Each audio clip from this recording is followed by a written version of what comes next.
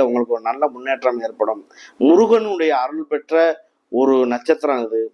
அதனால முருகனுடைய வழிபாடு என்பது மிக மிக சிறந்தது. அடுத்து சுவாதி நட்சத்திரம்.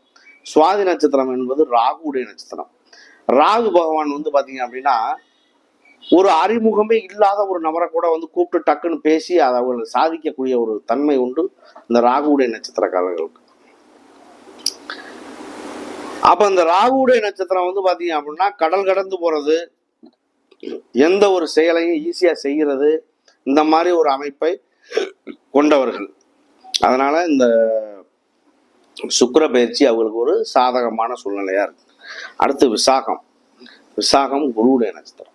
குருவாகப்பட்டவர் உங்களுடைய இடத்தை பார்க்கிறார். குரு பார்த்தால் கோடி நன்மை. உங்களுடைய நட்சத்திரத்தையே வந்து அவர் அந்த அதிதேவதையே பார்க்குது அப்படின்னா அது ரொம்ப பெரிய விஷயம். அது வந்து இதுதான் வந்து